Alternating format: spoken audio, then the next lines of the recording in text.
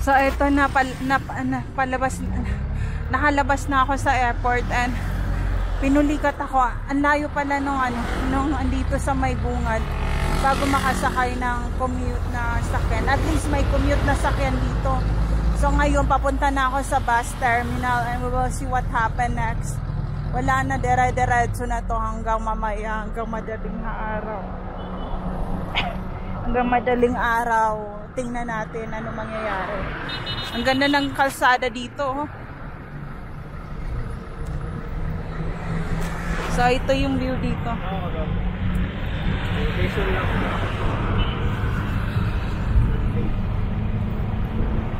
May mga construction going on dito.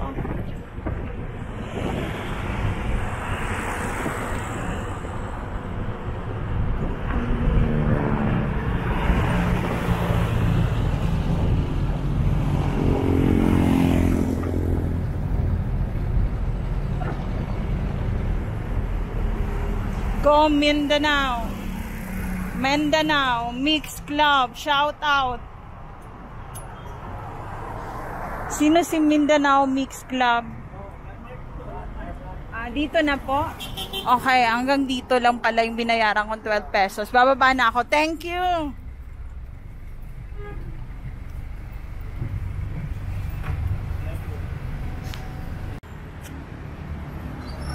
Okay, okay.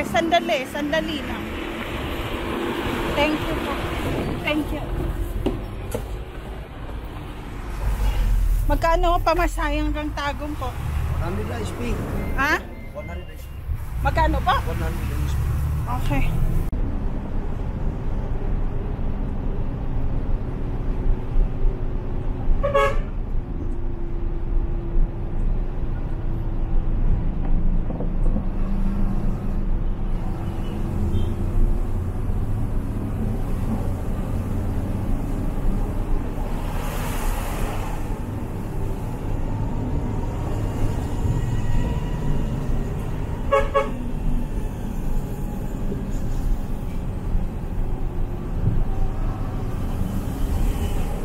So, ito na. Papunta na akong terminal.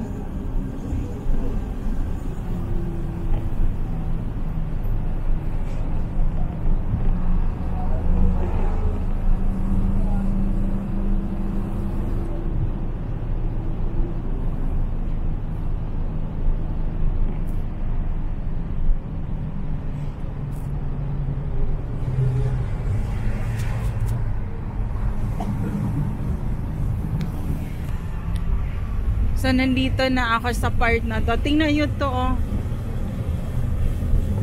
Ano kaya to na factory? Parang abandon na siya, eh.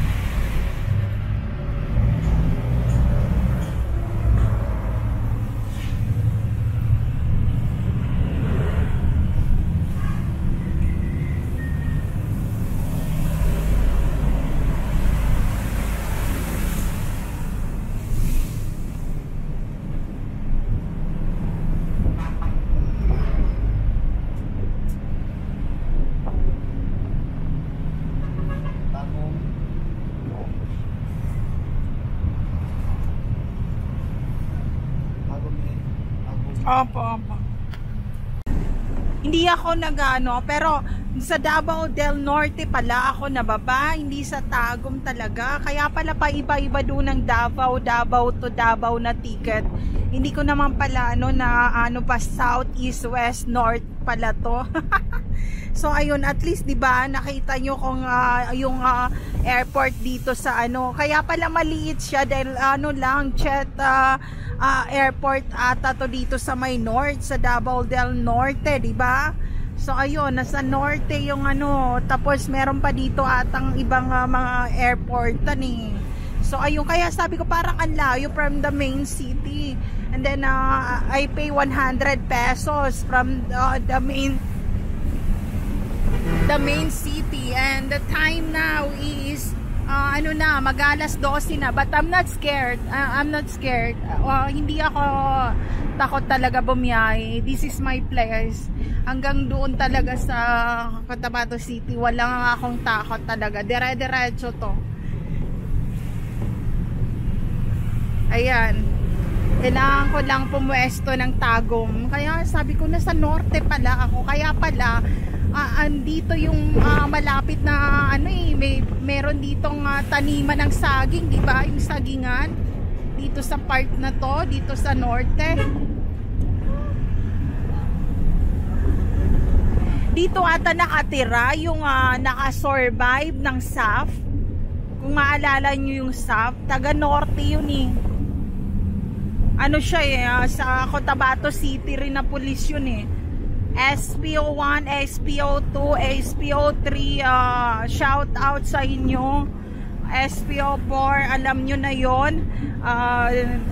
Sila ang survivor ng SAF ng nangyari doon na pangyayari, kasi ang nakalaban nila hindi mga tao mga gabunan yung nakalaban. May mga gabunan din dito sa norte, di ba? So ayun, naglaban-laban sila, kaya medyo duguan talaga, beast to beast ang nangyari nung na yon. So ayun, yun ang problema, kasi pag nalaman niya ng mga na mga albatros yan, or na mga mockingbird na yan, ganyan-ganyan, na merong gabunan or beast, they are fighting each other, not for the boundary talaga, for territorial issue. So ayun lang, gusto ko lang i-share. But hindi nyo ang problema kasi sa beast, sa gabunan na to, nakokontrol siya ng albatros So ayun, yun ang problema. So ayun, I just wanna share, parang naging alila siya pag naging kumbaga nagkaroon sila ng affair. Yun ang problema. So yun, I just wanna share, friends. There's no safe place to all targeted individual out there. Take care always, everyone. So gabi na, and ito yung daan papunta ng Cotabato, and dito na kami sa unahan. Dito na, hindi ko alam kung anong lugar to, pero daan to papuntang Cotabato. Straight na to. So ito yung view dito. It's dark outside.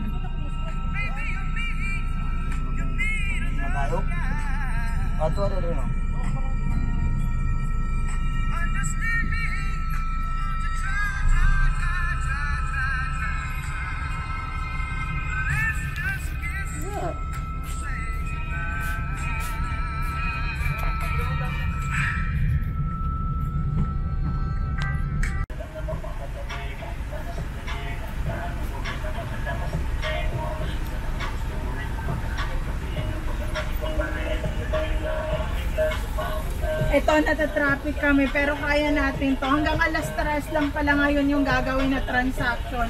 So kaya natin to. Inhale, exhale. Parang kasal lang yan. Nung nagpakasal kami ng asawa ko, binagyo kami ng sobra, binaha kami, nagkaroon ng traffic, dumili mga ulap, ang daming bumper to bumper sa north, Quezon City, but all of that were straight 19 years merit. So ayun, long lasting na yung 19 years So ayun, Gusto ko lang i-share, friends. There is no safe place to all targeted individual out there. Take care always, everyone.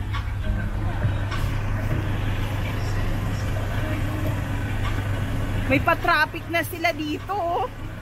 Kaya pala, nagpa-bumper to bumper, may pa-traffic na. Bago lang to paglagay ng traffic light na to, ah.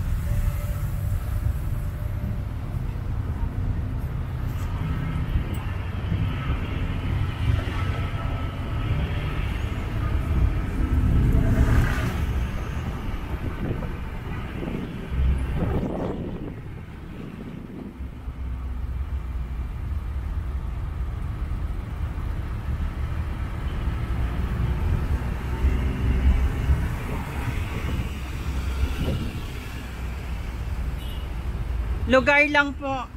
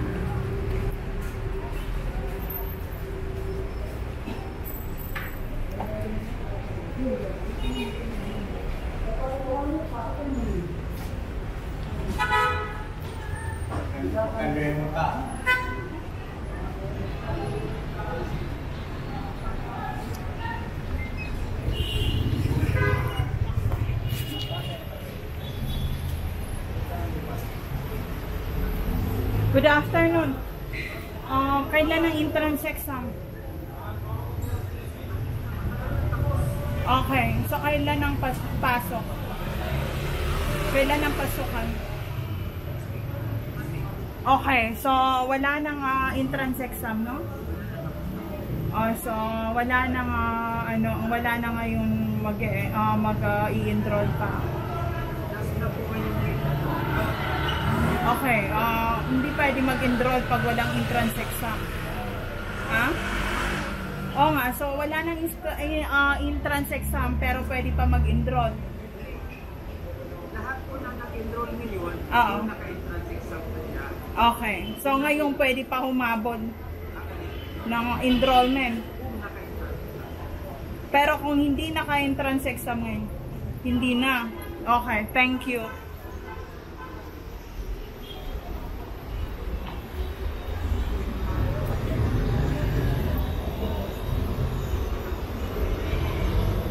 Good afternoon. Hindi na po pwede yung bigyan ng chance ng entrance exam ang mga late enrollment. Wala na ha? Wala na. Okay. So ayun. Clue lang hindi na kayo pwede mag-enroll sa last week na ang enrollment. So ayun. Gusto ko lang i-share, friends, So, ayun, I just wanna share, friends.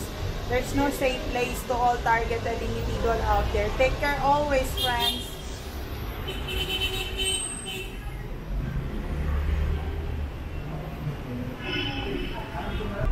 So, ngayon, papunta na ako ng Awang Airport and they said that the airport is already closed. But we will see what happened to there's something happened to the airport. And then the airplane cannot parking in the airport because there's inconvenience in construction going on in the airport in Awang, Cotabato City. And please open the airport for Cotabato City, Mindanao. Because all the people now, there's a war coming from Luzon, Visayas, Mindanao, and international. And why you close the airport from Awang? And the Cotabateños need to come back to Mindanao. For what happened? There's a war, and bakit mo sinara yung airport na kailangan ng mga taga-probinsya ng airport para ibaba sila dito na galing sa gera? Hayop ka sa nag-C-130 ng Mindanao, ng Cotabato City. Kung nakikinig ka ngayon, huwag mo kaming gawing tanga dito sa Cotabato City. Mag-antay ka sa akin sa Manila. Hayop ka. So ayun, walang C-130 ang Cotabato City. There's a personnel here in the Cotabato City na military na dito sila sa Cotabato City. Hindi sila pwede ibaba na galing pa sila sa Jerusalem, sa Jordan. So kung nakikinig ka ngayon, pabuksan mo airport ngayon at papasok ako sa airport ngayon at magbabiral ako. Hayop ka. So ito, papunta na ako ng airport. Putang ina mo!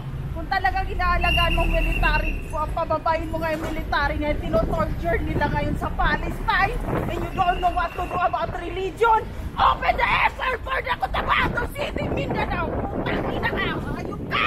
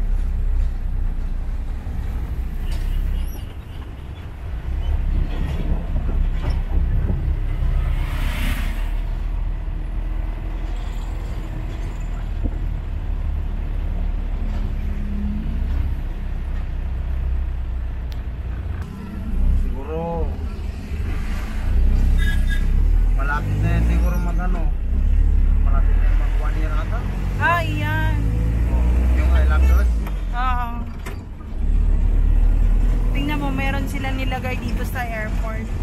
Pinasara nila ngayon ng airport. Hindi pwedeng isara. Maraming mga bababa dito na taga Cotabato talaga ngayon. Kasi nga, papauwiin yung mga OFW. Walang trabaho ngayon. Dahil lahat gera. Hindi pa tapos. Ayaw nila dito. Paano na yung mga naiwang pamilya kung ayaw nyo pababain dito?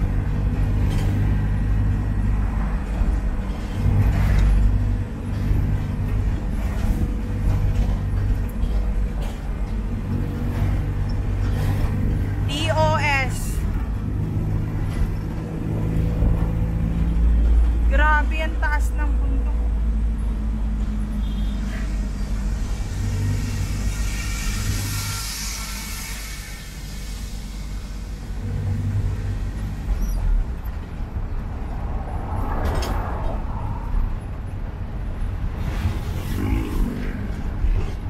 One year na nilagay. Ayan, izo-zoom in natin. Malapit na dito sa airport.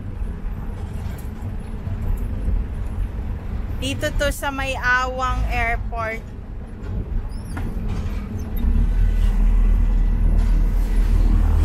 Dito ako nag-viral eh. Dito nakilala yung YouTube channel ko eh. Naka-million view ako dito eh. Dito tayo dadaan. Medyo mahigpit dito, pero at least, 'di ba?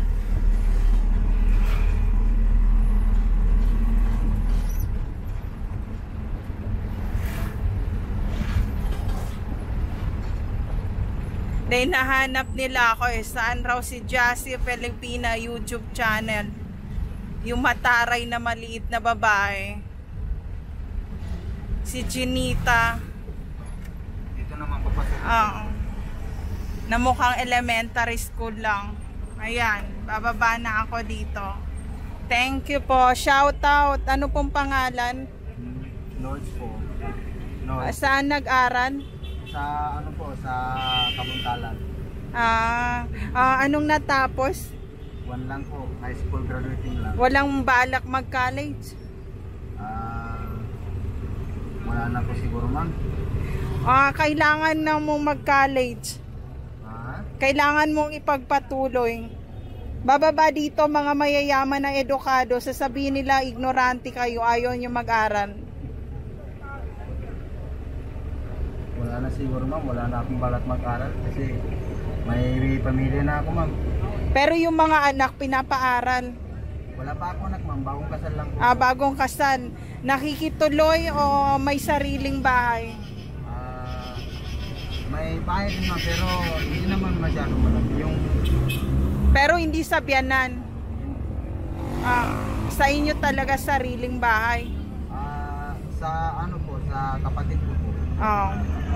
Sila, imaginein mo sila, hindi sila nakikituloy Ako, 17 years akong nakituloy sa biyanan ko, ganun katagal taon-taon nandoon kami, ganun katagal, di ba? So sino kaya makatagal sa biyanan ng ganun katagal? So ayun lang, I just wanna share friends, there's no safe place to all targeted individual out there. Take care always everyone. So ito yung view dito. Shout out, taga saan? Mag shout out kayo sa taga Maynila. Sabihin nyo umuwi sila dito sa Cotabato City para meron kayong customer. Ayan, mga angkas driver. Dapat may papalibre kayong helmet sa mga angkas driver dito sa Cotabato City at saka libreng uniforme. Ayan, may pa-Uber, may angkas 24/7 para sa mga motor cycling na to para hindi sila maaksidente. Tingnan nyo naman, ang daming bundok dito, tas wala kayong pa-helmet. So, ayun lang, para naman sa LTO dito sa Cotabato City, shout out, bababa na ako. So, ayun lang, ito yung view dito. So, ngayon, nandito ako sa airport. Dito to sa Cotabato City Airport. And we will see what's the airport personnel said about how to fly to Manila because they said they already closed this airport for a while for construction going on, but I don't hear anything construction right now. So I will ask the personnel, but I need to turn off my camera to talk to those personnel talaga, kasi not allowed to do a camera or video sa loob. So I just wanna do a document. So ayan, dito ako nag-viral, oh, ayan. Gusto ko lang pakita. Ito yung view, di ba? Umupo ako dito, tas pakita ko sa inyo.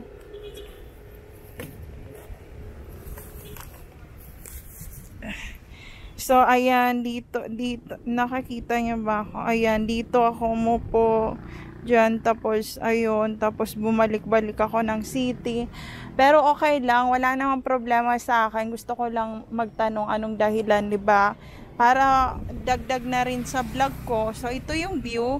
And then, itong part na to, dito pwede naman siguro dito sa bungad lang mag-video eh. So, dito yung, dyan sa loob na yan, papasok yan sa loob. Dyan, kukuha ng ticketing, dyan ang ticketing area. So, ngayon, magtatanong tayo kung ano yung available na flight and kailan mabubuksan yung airport. So, ayan. So, ito ako. Ayan. Ano ba tayo dito, ma'am? Hindi, magtatanong lang about ticketing and kailan ang open ang flight dito papuntang Manila. So, merong personnel sa loob. Ano yun siya, ma'am? Wala, mga uncarry lang yan. May personnel ba sa loob ngayon? Ano pong airlines, ma'am? Kung ano yung available na airlines pabalik ng Manila. Okay. So ngayon, papunta na ako ng Davao and magpa-flight ako ng Davao to Manila, and sinabi nila dito sa Cotabato airport na to na wala raw bababa na kahit sino hindi pwede bumaba, and hanggang October pa raw bago raw mag-flight ang kahit saan mapunta ng Jensan to Cotabato to Manila, padaan dito sa airport dito sa May Awang, hindi pwedeng pumasok. Wala raw flight. Kung totoo, meron din ako mga nakasabay doon, tinanong nila, wala, hindi talaga sila fina-flight. Ultimo jet flight, hindi pwede bumaba dito sa Cotabato City Airport. It means yung gera pa rin sa Palestine at saka sa Jerusalem hanggang ngayon, hindi pa rin naawat. So ayun, yun yung pinag-usapan namin sa office ng airport sa Awang. So ngayon pabalik na ako papunta ng Davao. Baka meron pa mangyari, tapos mahatak pa ako dito sa kalagitnaan ng gulo. Kasi syempre naghahanap sila ng refugee camp kung paano nila ibababa yung mga tao na yun. Kasi hanggang ngayon magulo pa rin. So ayaw ng Cotabato City ma-involve. So ayun, may gulo talaga. Ultimo yung mga bus terminal, yung mga eroplano at saka mga jet fighter ng Pilipinas, hindi pwedeng ipahiram sa ibang country, which is totoo naman. Hindi pwede talaga ipahiram. Kahit akong gobyerno, hindi ko papahiram ang jet fight ng Pilipinas. Pag nagkaroon ng attack sa ibang bansa, lalo na ang China, malulugi ang Pilipinas, mauubos lahat ng pinaghirapan ng mga Pilipino at mababaon sa utang ang buong Pilipinas. So ayun. So yun ang pinag-usapan namin sa airport with those personnel. So ayan. So wag niyo na akong hanapin, mahirap na akong kausap ngayon. Lagi ako nakikipag-usap sa military. So ayun, shout out sa nagsabi for Miss Manila. Maitim na ako ngayon, so papunta tayo ng Davao. Hindi tayo pwedeng makipag-away ngayon. Kailangan ng Luzon, Visayas, Mindanao and international na collaboration, at malaman dapat yan ng mga civilians bago magkaroon ng refugee camp again naman dito sa Cotabato City. So maapektuhan yung kabataan dito na nananahimik, na hindi nila alam how to hold their own weapon. So ayun, so kung gusto nyo mag-practice ng weapon, wag na muna kayo bumaba dahil sa October pa raw ipa-flight, which is totoo naman talaga. Kahit ako hindi ko rin pahiram, papahiram mo sila nga nag-aaway yung ipahiram kong para sa akin. So ayun, ganun lang yun. So kung asawa ko 19 years na kami, hindi ko rin pahiram ang asawa ko, pauwi na ako ngayon ng Manila. Kaya sinabi ko doon, hindi ako single, married ako na 19 years. So ngayon, papunta na akong Davao bago ako dito masampulan. So ayun, ito yung view dito. Diba?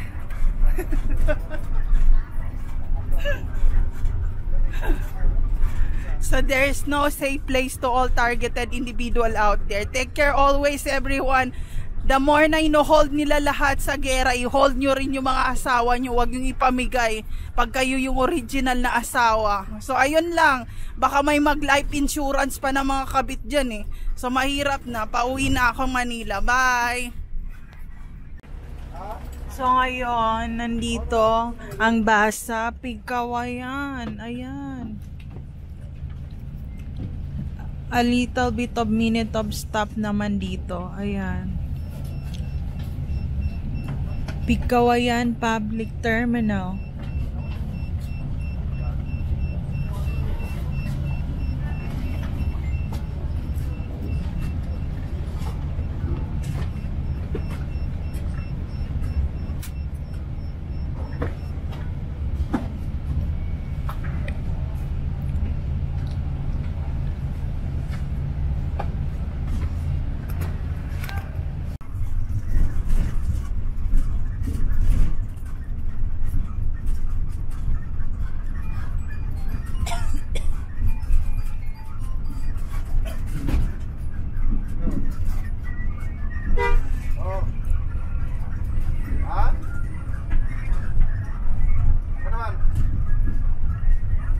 Apa naman? Wala pa.